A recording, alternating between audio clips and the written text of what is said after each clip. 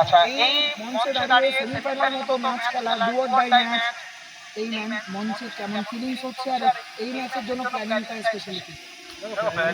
একটা জিনিস জানি, সেমিফাইনাল খেলা টাফ খেলা। আর প্রথম ম্যাচে দেখেছিলাম দুর্দান্ত ব্যাট করেছিলেন, আর এই ম্যাচে যখন ফিল্ডিং করার সিদ্ধান্ত নিলেন, বিপক্ষ দলকে কিছুটা রানের মধ্যে কি বাঁচতে চাইবেন? অবশ্যই চাইবো সেমিফাইনাল খেলা কম রানের মধ্যে যেন আমরা আজকে শেষ করতে পারি। অবশ্যই বেস্ট অফ লাক রইল। সকলকে ধন্যবাদ। ঠিক আছে, আমরা প্লেয়ারদেরকে বলছি যারা জিতেছিলেন তাদেরকে আমরা মঞ্চে অনুরোধ করছি।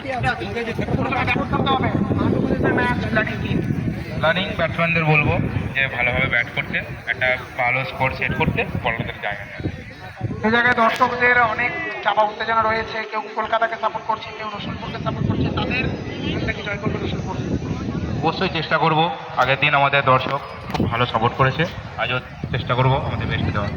অবশ্যই বেস্ট দিলে দর্শক অবভিয়াসলি তোমাদেরকে সাপোর্ট করবে। Best of luck. DJ Ishan 11 Harry দলের ক্যাপ্টেন সৌরভ দুবে টস জিতে সিদ্ধান্ত নিয়েছে প্রথমে ফিল্ডিং করার, সেভাবেই 22 গজ ওয়েলকাম করছে এই মুহূর্তে ব্যাট করার জন্য রসুলপুর দলকে।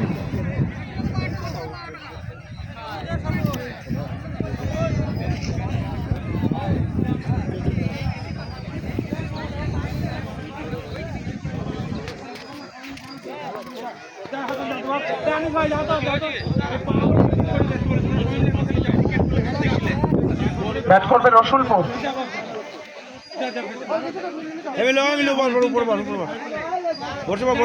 জায়গা ফাঁকা রাখি না।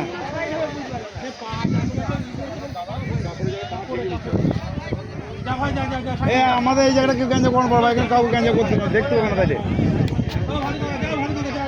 যা যা যা যা যা সাইডগুলো দেখে দেবো।